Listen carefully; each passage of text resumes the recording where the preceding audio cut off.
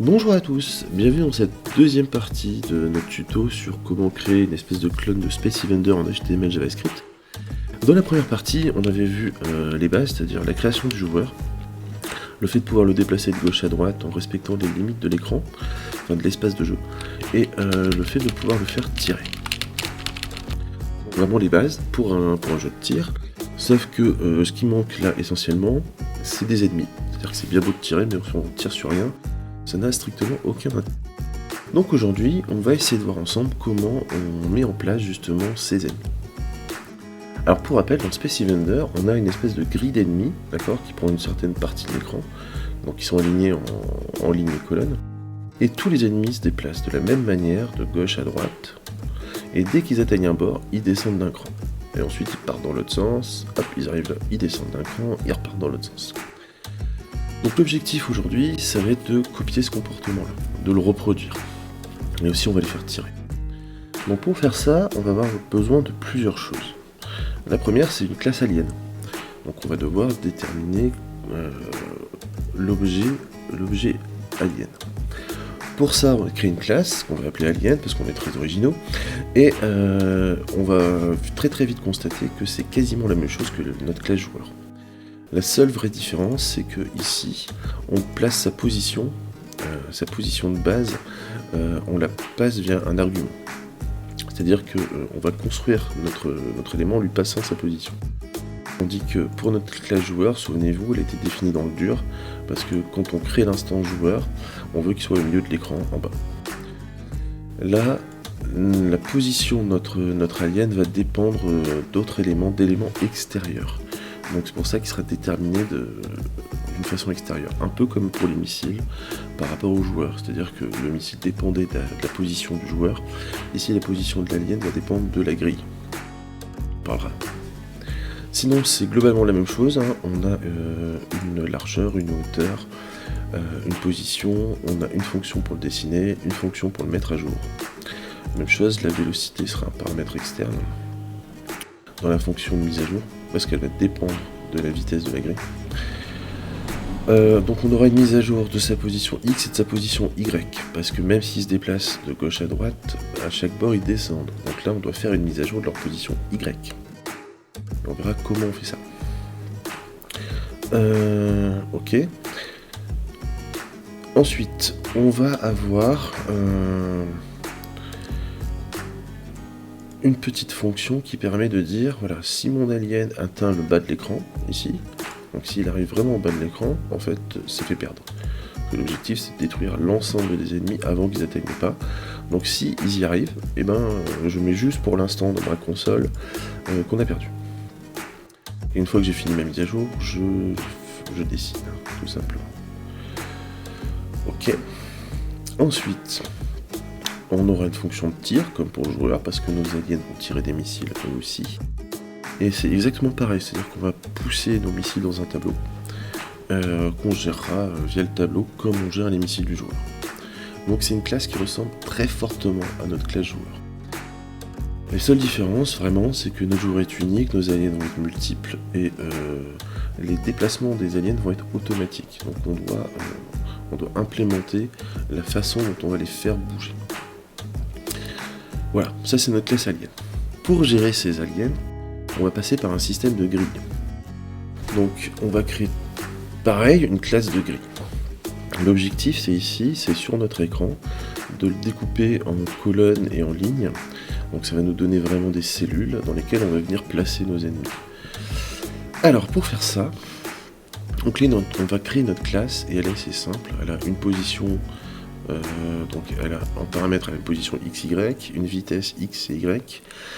On lui passe aussi un tableau d'aliens. Ça veut dire quoi? Ça veut dire que chaque grille aura son propre tableau d'aliens qui lui est directement rattaché. Parce qu'à terme, on pourrait très bien imaginer, si on gère les niveaux de difficulté, vouloir avoir plusieurs grilles affichées à l'écran. Imaginons quand la première arrive à une certaine position Y, on en fait popper une deuxième, quand il reste, je sais pas, 3 ennemis dans une grille, on en fait popper une autre. C'est-à-dire qu'on se retrouve avec 2 grilles affichées à l'écran, et il faut bien toujours savoir dans quelle grille est chaque alien. C'est pour ça qu'on va attacher ce tableau des aliens à notre classe gris. Pour déterminer le taux de remplissage de l'écran, on va dire, on va faire ça. On va découper notre surface, comme j'ai dit tout à l'heure, en lignes et en colonnes. On va, donc par exemple pour les colonnes, enfin pour les lignes, pardon, on va prendre la hauteur globale de notre monde, qu'on va diviser en 34. Donc, on va découper tous les 34 pixels, on va tracer une ligne, d'accord. Pourquoi 34, je l'expliquerai après. Et on va considérer qu'on remplit un tiers de ces lignes. D'accord ? Ça va nous renvoyer l'équivalent d'un tiers de notre écran, mais en nombre de lignes. Et on fait la même chose pour les colonnes, sauf que là on va le remplir à 2 tiers. On va prendre plus d'espace sur la largeur. Je détermine une hauteur et une largeur pour mes colonnes, ok, sachant que en fait elle est basée là-dessus. J'aurais pu mettre 32, qui est la taille de mon image d'alien, mais si je fais ça, ils vont tous être collés les uns aux autres, donc j'ai préféré mettre une petite marge de 2 pixels entre chaque élément, histoire que ça se fasse moins bloc. Enfin, ça fera toujours bloc, mais un petit peu moins quand même. Et une fois que j'ai fait ça, je vais faire juste une boucle dans laquelle, en fonction de où je suis dans ma grille, donc dans mes colonnes et dans mes lignes, je vais venir pousser un alien dedans, qui va prendre comme position X, qui est donc le numéro de la cellule sur l'axe des X, multiplié par 34. Donc pour le tout premier qui sera 0 fois 34, je vais le passer en 0, 0. Pour le deuxième, je vais le passer en 34, 34. Pour le deuxième, je vais le passer, en... d'abord, j'avance sur quoi? J'avance sur les X. Non, d'abord sur les Y. Donc je vais toujours le placer en 34, 68. Donc, le premier ici. Donc 0, 0. Ensuite, le deuxième, il sera toujours en 0, mais en 68. Le troisième, ainsi de suite. Et une fois que j'atteins la fin, mon numéro maximum d'aliens sur ma colonne, hop, je passe à la colonne suivante et je la remplis. Je passe à la colonne suivante, je la remplis. Je passe à la colonne suivante, je la remplis. Le principe de cette boucle, c'est ça, c'est juste de remplir notre grille. Ok, alors, on va faire exactement pareil, sinon j'ai un gros décalage. Ensuite, notre fonction de mise à jour, eh ben, on va considérer que notre position X, c'est la position X initiale, à laquelle on ajoute la vitesse de déplacement sur l'axe des X, ce qui est logique. Et même chose pour les Y. Sauf que je vais toujours, dès le début de la mise à jour, remettre la vitesse Y à 0. Pourquoi ? Parce qu'elle va être gérée ici. C'est-à-dire que ma vitesse de déplacement Y, j'en ai besoin que quand ils atteignent le port. C'est-à-dire que je vais une seule fois, leur dire de se déplacer verticalement sur l'axe, comme ça, de descendre. Quand ils sont ici et quand ils sont ici. Donc pour faire ça, je vais juste le gérer par une fonction en disant si la position X de ma grille, je pourrais même le faire peut-être, enfin bref, si la position X de ma grille plus sa largeur, c'est-à-dire si le point le plus à droite de ma grille est à droite de mon écran, et ben je vais déterminer que j'inverse ma vitesse de déplacement X. Donc ici j'étais en positif, j'arrive au bord, je vais passer en négatif, donc ça va le faire changer de sens. Et je fais descendre ma grille de 34.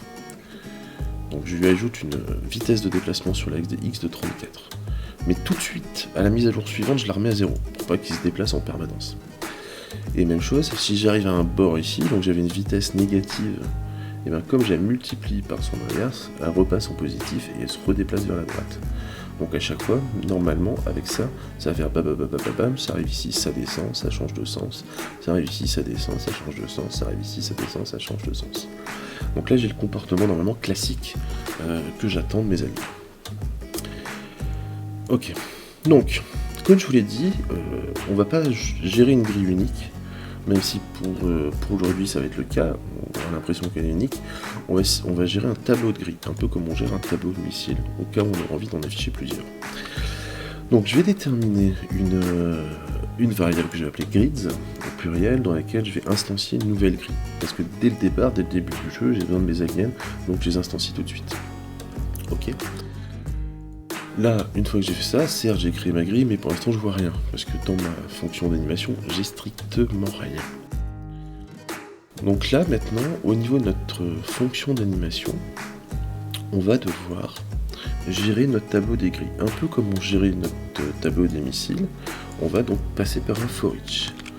On va dire pour chaque grille, voilà, on les voit déjà, pour chaque grille, donc on va récupérer l'élément, on va récupérer la grille en elle-même. L'index, on verra plus tard pourquoi. Pour l'instant, je vais même d'ailleurs le supprimer parce que je ne m'en sers pas, mais ça nous sera utile plus tard. Et je veux dire, pour chaque grille que tu me trouves dans ce tableau, déjà tu fais une mise à jour. Donc, on reprend tous les éléments qui sont dans le classe sur la vitesse de déplacement, sur ceci, sur cela. Et ensuite, on va lui dire, donc pour chaque alien dans chaque grille, même chose. Tu lui fais une mise à jour en lui passant donc la vitesse de déplacement qui est la vitesse de la grille. Donc tous les aliens vont recevoir les mêmes paramètres. Mais comme ils ont tous des positions X et Y différentes de départ, ce même paramètre crée le mouvement uniforme que l'on voit. Donc là, on les voit, j'ai mis un déplacement très lent, mais ils se déplacent bien de gauche à droite, et à chaque fois qu'ils atteignent un bord, ils descendent. Si dans ma grille, je mettais, je sais pas, une vitesse X très très rapide, l'ensemble de mes aliens se déplacerait de façon uniforme et très rapide.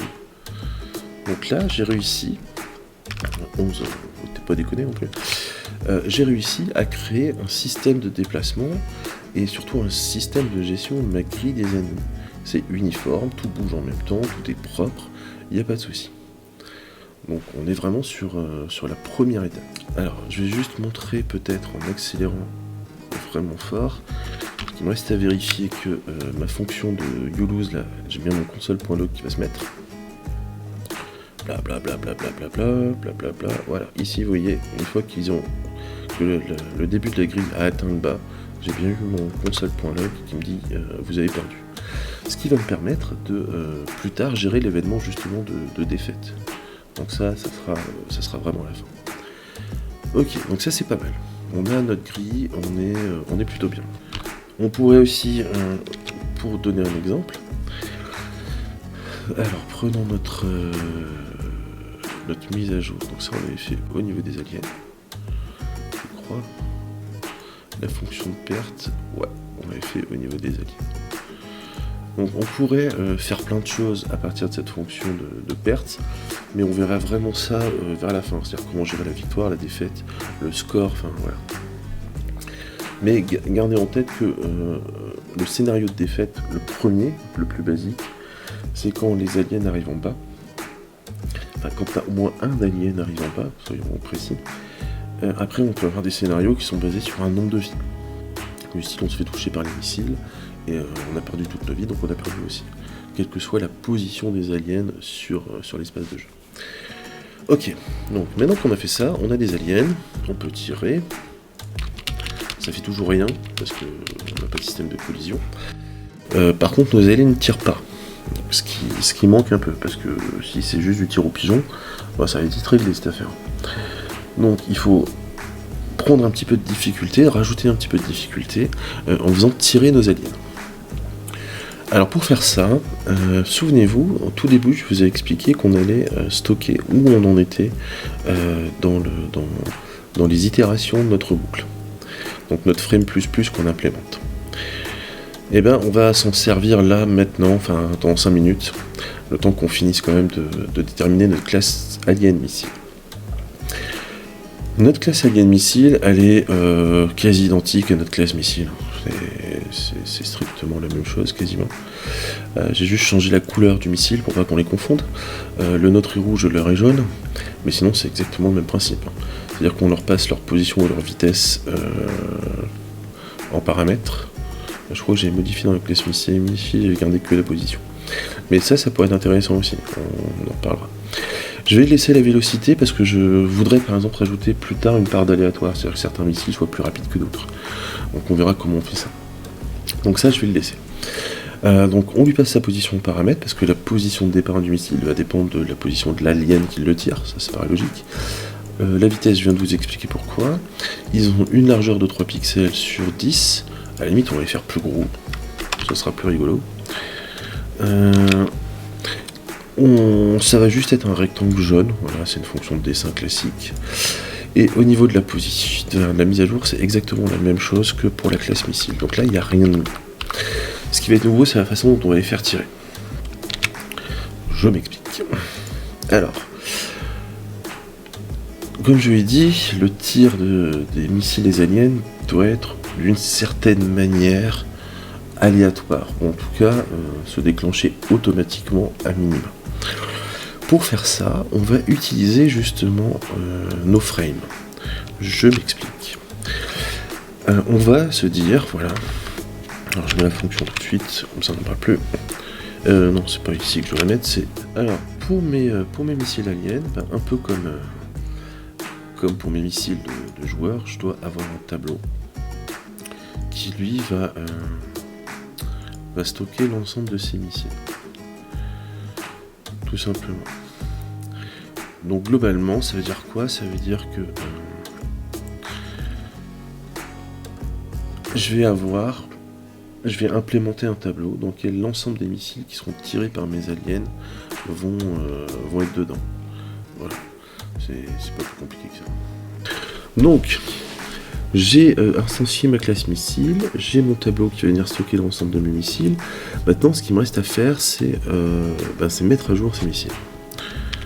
Et on va voir que c'est un petit peu plus compliqué que ça.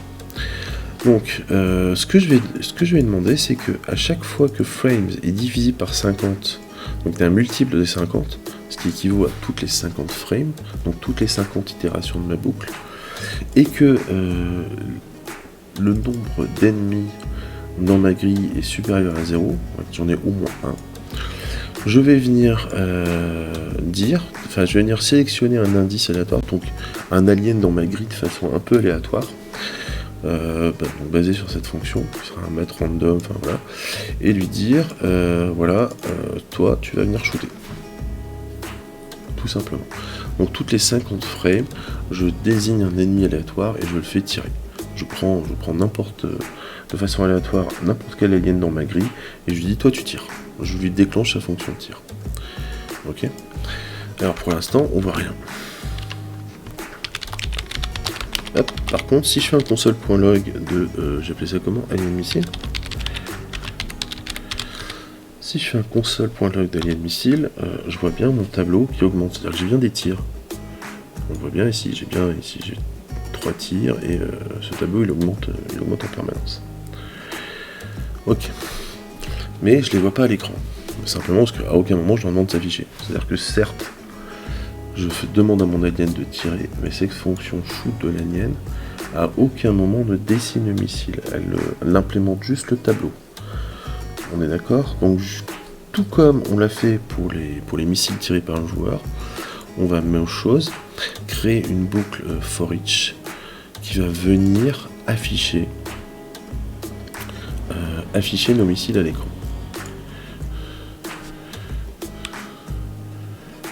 Alors hop, c'est parti là-dessus. Pour faire ça, toujours dans notre boucle, donc on va sortir, tout termine ici, on va sortir de ça. Il y a peut-être des trucs... ouais, alors ça... Donc, ça, on le verra plus tard, parce que c'est la gestion des collisions. Hop, let's go. Donc, voilà, ici, je viens de mettre ma fonction de mise à jour. Et forcément, les missiles apparaissent à l'écran. Donc pour l'instant, il n'y a aucune interaction, ils se contentent juste de tirer. Si je veux qu'ils tirent plus souvent, j'ai juste à diminuer ici, au bout de combien de frames je fais tirer les ennemis. Donc là j'ai mis 10, ça va tirer un peu plus. Si je mets une, je crois que ça doit être complètement déconnant.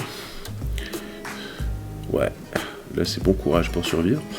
Mais en tout cas, je peux régler la fréquence de tir juste en modifiant ça. C'est-à-dire, je rappelle, cette fonction elle dit toutes les 50 frames, tu me prends un ennemi au hasard et tu le fais tirer. Donc forcément, plus je diminue le nombre de frames que je prends, plus il y a d'ennemis qui tirent, pas en même temps, mais en tout cas quasi en même temps.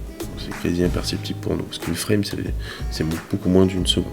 Et si je veux ralentir cette cadence, j'augmente la fréquence des frames.